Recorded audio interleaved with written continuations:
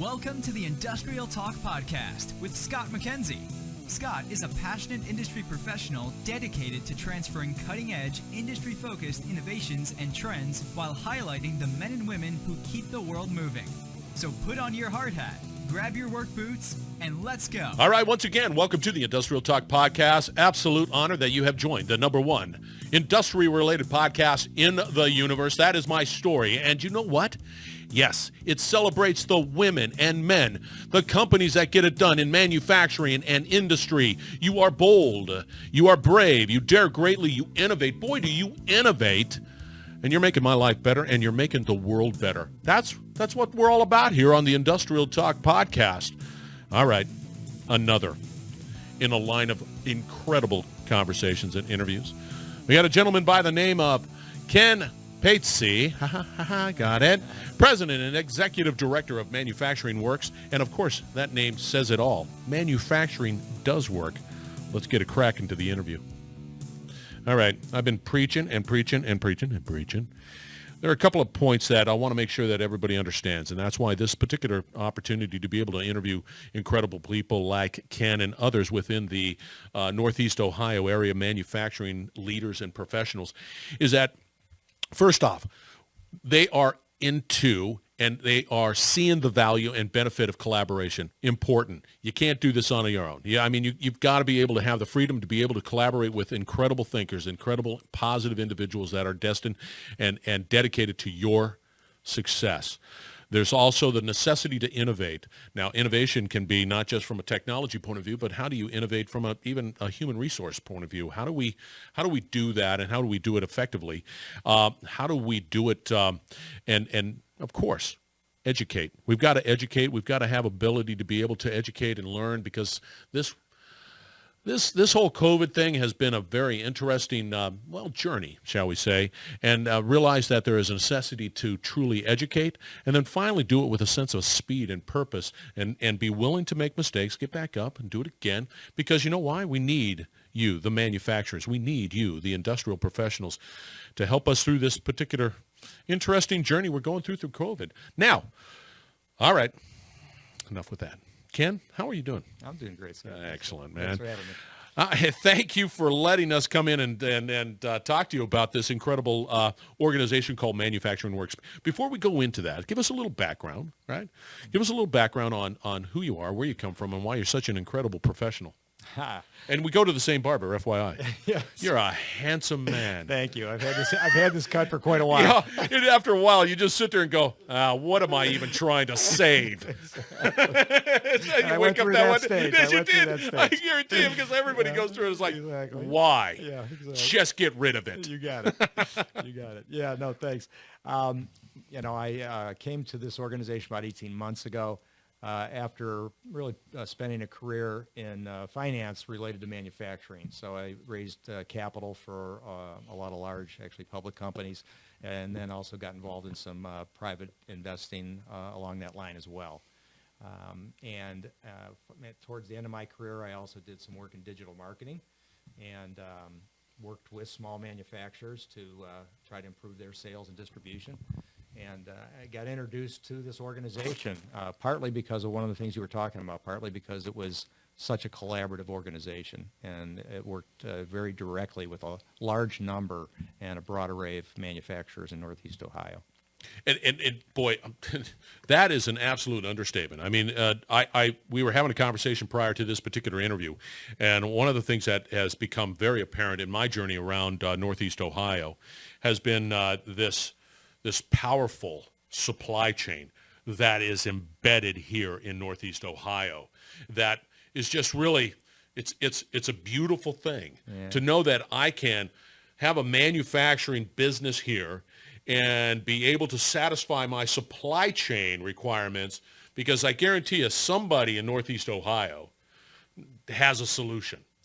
You got that right. Yeah, we like to say that we really can make anything you want or need here. We talked earlier to give, as an example, as affirmation of that, one of our guys was talking with somebody out of Chicago who just got a contract with the government to make Ventilators. Thank you, That's ventilators. right. We were talking about, ventilators, a bunch of money to make low-cost, high-volume ventilators.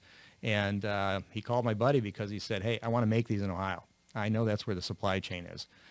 So that's affirmation you get from people outside of the region when they recognize that this is the place to make stuff. See, what's interesting about that supply chain focus, right? I know because you guys are really into collaboration. You can go to pretty much anybody within this particular area and say, okay, I'm making ventilators. And I've got this part here, and I got this part, but I need to have this one manufactured. And that relationship will be developed, and they're going to come up with a solution that meets your need and create a part that is, surpasses expectation. Yeah, no, that's right. It's amazing. Yeah, no. And basically manufacturers are problem solvers. That's really what they are. And, it takes group think to be good problem solvers. And we have a membership-based organization, and we find that the most value is gained when we get our members together to talk about issues, and they're very, very willing to share. Doggone it, listeners.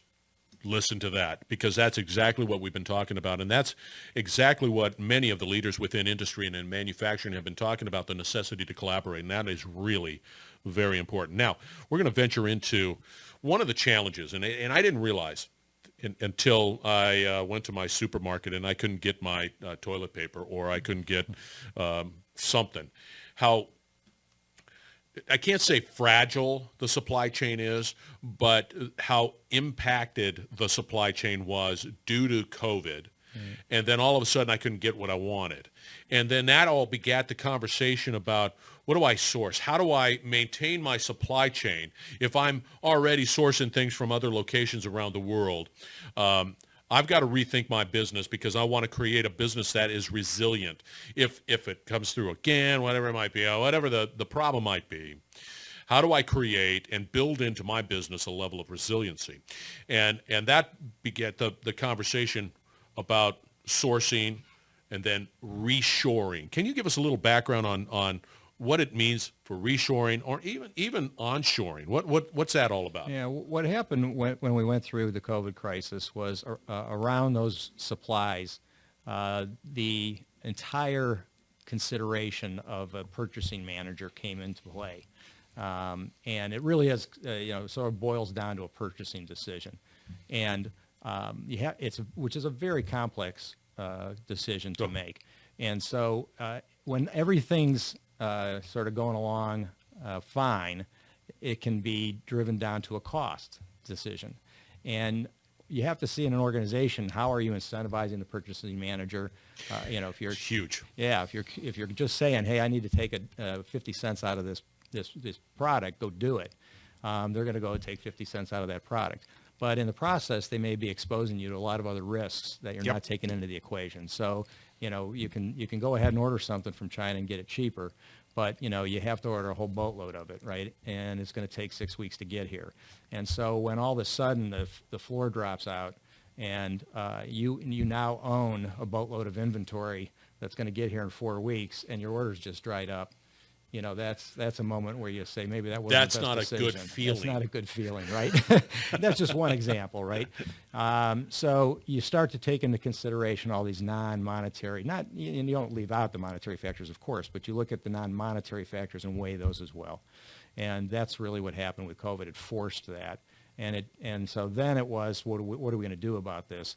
And Northeast Ohio and Ohio in general just really jumped into it and, again, solved the problem. And we were able to create capacity in ways that were, and it was regional. So we had people here that were using suppliers out of Michigan, out of Erie, Pennsylvania, et cetera, to solve problems on how do we make this stuff, how do we make it quickly, and how do we make it efficiently and meeting the quality requirement. And meeting the quality was a big deal. It's huge. huge. You had to put clean rooms in you had a plant that we had making safety equipment or something. You didn't need a clean room for it. All of a sudden, you got FDA things to worry about. Yeah. So it took a lot of effort and time, 24 hours, a day kind of stuff to meet the demand that you needed it for. So that, I think it just has opened up the question for a lot of industries about consideration of these non-dollar factors now. What else should I really be considering here when I'm making that decision? You've changed because for forever, right? Pre-COVID, it was all about cost. Can I get that nut cheaper? And it was just always about cost. And now we're in this new area, and now we've got to consider what's the risk, what's the quality, how quickly can I get it, Right. and be able to factor those in and be able to weigh it differently, right? It was always about, well, 90% cost, and the rest, we'll just sprinkle in the 10% on those other elements. Yeah, Now it's and different. what happens if a foreign government says, we're going to keep all the stuff we make here, and we're not going to send anything over to you for a while because we need it here for, like what Evan called, It's that's another risk exactly you expose yourself to. spot on. So yeah, absolutely. And that's what's making the difference. That's what's getting people to rethink. And so we're in the business of trying to find those opportunities. Yes. We're working locally here with Team Neo's doing a fantastic job of looking at all the import-export data to say where are there areas where there are a lot of stuff being imported, and we have the capability to make it here. Right. Let's look at those and say, can we change the equation? And can we go to people that are importing that stuff and offer them an alternative, a local alternative that's better? See, that's resilience that keeps businesses here. That is very important. And it's not just, you can apply that reshoring mindset, that onshoring mindset has been just upfront, right? Yeah. And sure, it's painful. Sure, it's challenging. But it has to happen because, well, yeah. And you have to make adjustments. So you do. It's not being made here for a reason. It means nobody's making it, right? That's so right. then how do you decide who's going to make that? Yes. Well, you got to go to people with capabilities that are similar, and they've got to again solve the problem. They've got to come up and be creative and innovative to do what you need to do. But then again, I look at the manufacturing base here in Northeast Ohio, and maybe this company is manufacturing something, whatever they're stamping, whatever it might be, but they have available capacity to bring in additional ability to be able to do it, or whatever. There's ways of being able to cut that. There is, and you talk about collaboration. One of the things about manufacturing that I think is unlike any other business, to grow and to change is risky because it takes capital. It does, right? So a lot of us in service businesses, you had a few computers and a few desks, right. and you're growing your business. Right. Here I got to buy a $500,000 machine. I got to buy a $250,000 machine to make that jump. And so it really it takes some guts, right? Yeah. It takes some risk taking, but to offset that risk, you bring the community in, right? So you bring in the state, you bring in the local, and you try to bring resources to help those manufacturers defer some of that risk or offset some of that risk. But that's exactly what Manufacturing Works and others within this organization. Because for me, if I was just a manufacturer, the thought of having to do that on my own, I would lose I already have lost hair. Let me say but it would be tough. You want people to help facilitate that conversation. Yep. and a desire to truly stay. Now, speaking of trying to retain business or working to retain business, creating the value proposition of manufacturing, I want to talk a little bit about succession planning, specifically when it's a small to mid company. And let's talk a little bit about Manufacturing Works and that initiative. Yeah, what we realized early on, because our members came to us and said, we need help with this. We're like any other industry. The baby boomers are majority owners, own a majority of the companies in town. And most of them are too small to be able to afford to hire an investment banker. They're not big enough really for private equity to care about. So it's how do I do this? How do I transition this business? They don't want to go around town, squawking that they might sell their business because all of a sudden everybody related to the business, their biggest customers, the guy running the plant, everybody's like, well, what's going on here? Right. So they don't want to create that risk. So what we've done is we've developed some programming, sort of puts an umbrella over it that says if you want to sell your business 6 months, 6 years, 26 years, we have programming that you ought to look at it. It's one about optimizing your business because the best way to have a great sale is to have a good company, right? So it's about optimizing your business, but then it's also about the mechanics of selling your business, what you need to know, building a data room because this is what people are going to want to know. You better have that data available for them. Also, what's it going to be like for your family to go through this? What's it going to be like for your management team to go through this? So we're bringing in business psychologists, et cetera. So we're developing that programming to help them be prepared to sell. But then on the other hand, they're going to need help with the transaction as well. And so we're basically creating a market to buy and sell small manufacturing companies here in Northeast Ohio. We're recruiting potential business owners, potential buyers, intentionally reaching out to, frankly, minority and women to increase the number of minority and women owners of manufacturing in Northeast Ohio, but also educating them to be good buyers. What we find is, typically it's an individual buying from an individual. It's a younger individual buying from an older individual. Yep. And those younger people, as they come into this, two things. They've got a longer runway, so they're willing to make investments in technology. And they also are just more comfortable with technology. They believe that their value add coming into the situation is going to be applying technology to this company that they're buying. So we're very excited about this as a way to spur more innovation as we move forward and keep these companies in Northeast Ohio and keep them growing. Yeah, and we've had a number of conversations about the necessity to innovate, especially leveraging technology, and have that mindset, because I think that too adds a sense of resiliency. And you're right, you infuse this business with young professionals who just are naturally gravitating to technology. It's a good thing. They are, because as we talked about, Scott, it's about problem solving. And so the question is, how are you going to solve this problem? And if you right up front are looking for technology solutions to do it, you're going to have some success and then be more willing to invest in it and make a bigger commitment to making those changes you need to make to move on and become a better company. Yeah, so if I'm a manufacturer and I'm looking at what you're saying is resonating with me, and I'm interested in possibly selling or in possibly buying, whatever the part of that equation I fit on, what companies, or what is sort of that revenue threshold do you represent? Yeah, we really look at EBITDA, right? So cash flow effectively. So we're earnings before interest, tax and depreciation and amortization. He's got it. Attaboy. Yeah. Yes. Yeah. So basically cash flow, and sort of in the marketplace, it's about $2 million in cash flow, right? So if you're above that, private equity might have an interest in you, and you probably have enough money to pay for an investment banker. But if you're under $2 million in EBITDA,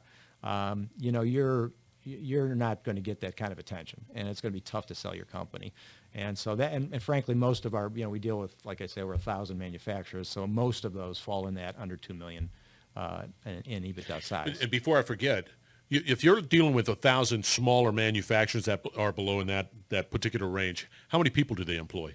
It's 20, 50, 70. That's huge. Yeah. I mean, if you're looking at 1,000. Well, and that's the thing. And the thing that we found is, if Ford Motor lays off, 500 people, 1,000 people, it's going to be front page news. If ABC Manufacturing, that's got 20 or 25 or 50 employees, goes out of business, nobody knows about it. No. But you know what? There's 1,000 of them, right? So that's right. You get there's a multiplier. It has an impact on the community, and those business owners are usually really invested in the community. And what we don't want is, we don't want to lose that connection. We don't want to lose their legacy. We don't want their name off the building necessarily, right? So we want to keep them in the community, involved in the community as well. So it's really important to transition these businesses successfully. So if somebody's listening out here, they just contact Ken or anybody else at Manufacturing Works and say, "Hey, I'm in that boat." Absolutely. And then you go through that process. Have you formally launched it, or is it just sort of? Yeah, no, we have formally launched it. Got it. We're now, our programming. Our members really like to learn in small cohorts. So we're now talking with and attracting our first 8 companies to go through its facilitated process through this programming. Yep. And so we're just launching the programming now, and we're working on a first transaction. I got a call, an email last Friday saying, "Hey, I've been trying to sell my company and not so much success. Do you think you guys could help me out?" So we met with the guy yesterday. Perfect. And we're starting on his deal now. So yeah. Is there a sort of if I'm thinking that I want to sell my company in 5 years, it's probably be best for me to start thinking about it now. Absolutely. That's about the mark. You're absolutely right. There's a lot to do to get prepared. There are personal financial things, taxes, et cetera. Everything. There's with your family. What I found is, like I think I told you maybe before we started this, but I used to deal with large public companies raising money for. So I tell you, these deals are more complicated in some ways than the $1 billion deals I used to work on, because they're all about an individual. They're about a business owner. What the biggest question we run into that we try to get them to confront really early on is, okay, what are you going to do after you sell your business? And we find that's the biggest question that they, and when we finally say, well, maybe you can still play a role in the company. Yeah. And a lot of people are saying, yeah, I kind of like to do that. I'd like to stay in sales, or I'd like to stay as a technology guy or something like that. And then we can accommodate. If you bring that up early, now you can look for a buyer that is willing to accommodate that or actually wants that as part of the transaction.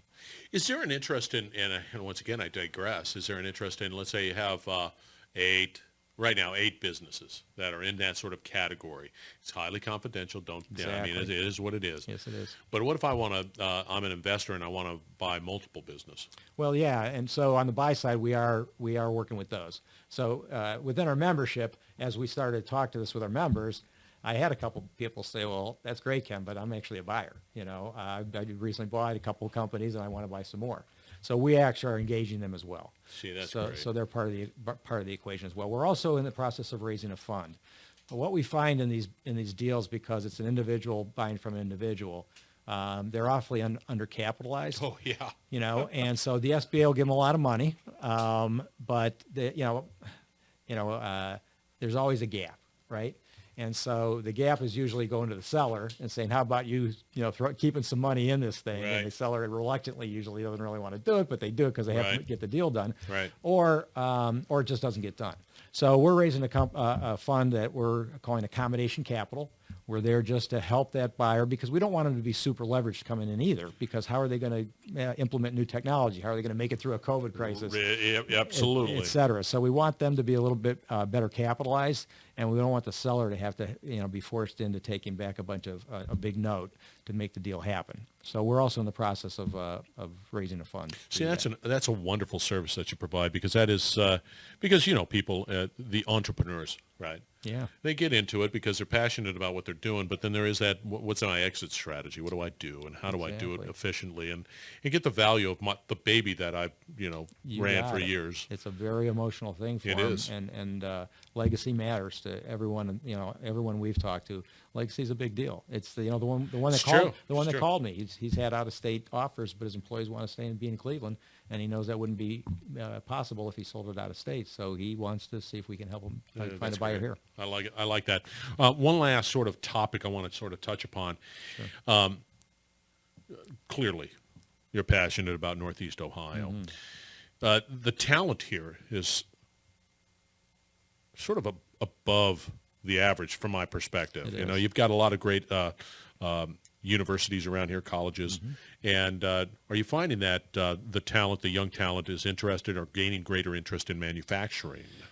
They are, and we're working actively to do that. It's still an issue. It's still an issue, and what's interesting is, we went from people not being interested because of everything that happened in the late 70s, early 80s, pressure on manufacturing, et cetera, to now they just don't know it well. They're just not aware of it. It's an awareness thing. I had a group of college kids I was taking around, and 10 kids in the group, and I said, what do you know about manufacturing? And they just said, we don't know anything about manufacturing. So it really is an education process. So we're out there. There's a local organization together called Workforce Connect, which is a sector partnership. Yeah. And they're working real hard. They've brought manufacturers to the table, so they're manufacturing executives that are basically running the show. One of our sister organizations down here, Magnet, a very fine organization, is along with Greater Cleveland Partnership, GCP. They have a great distillery there called Cleveland. Yes, they do. How did I know you found that? Oh, it was just easy. It's like a fly to a light. So they're doing a fantastic job around this too, and we're really trying to do that. And for us, sort of what we do a lot of different things in workforce, but one of the things that we're doing for small mid-size that's difficult is apprenticeship. See, this is interesting. When did all of a sudden apprenticeships? Because when I was a lineman, I had to go through a good 4-year apprenticeship. Yep. With exams and field work and all of this stuff. It was a serious obligation. We need more apprenticeships. We absolutely do. I mean, it's just important. We absolutely do. It's a big investment in your people, and the smart companies are doing it. All right. Every time I get to talk to people from Northeast Ohio, it's like, Wow, you guys are cool. We like to think so. Rock and Roll Hall of Fame and all that, right? Yeah, and it's the only place I know that has the Rock and Roll Boulevard or whatever it's called. We were on it today, and I said, that's cool, too. Everything's cool. Yeah. All right, how do the people get a hold of you? They can reach me. These days, it's best to reach me at, frankly, on my cell phone because I'm running around and staying COVID safe. So you can reach me at 440-670-5939. Or you can email me at kpatsey@mfgworkscle.org. All right. I like it. All right, you listeners out there, it will all be out on industrialtalk.com. Contact information. I'm telling you, man, Ken's got it. His team at Manufacturing Works, definitely passionate about your success. And thank you very much for being on the Industrial Talk podcast. Really all right, listeners, stay tuned. We'll be right back. You're listening to the Industrial Talk Podcast Network.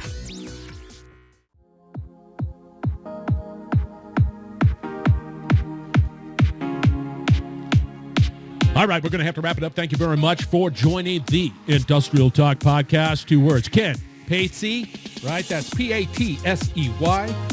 Manufacturing Works is the organization, but you got to be careful out there. That's up in Cleveland, so it's MFGWORKSCLE.org. Find out more. Reach out to them. But it'll all be out there on industrialtalk.com. And once again, thank you very much for Team Neo for the wonderful trip of being able to sort of tootle around Northeast Ohio, visit the women and men of manufacturing, as well as those wonderful manufacturers that have been highlighted on the Heroes of Manufacturing. And you're saying to yourself, how do I get involved with Heroes of Manufacturing? Why is that so important? Go out to heroesofmanufacturing.com and get involved. Nominate somebody. Bring them on this particular podcast. We want to celebrate them on this podcast, and anybody else that you could think of, bring them on this podcast. Again, you need to collaborate, you need to innovate, you need to educate each and every day. Set that goal. You need to do it with a sense of speed. Thank you very much for joining the Industrial Talk podcast. This platform's to you. Be bold, be brave, dare greatly, continue to innovate. Hang out with people that are bold, brave, and daring greatly. You'll be better. We'll be back later with a great interview.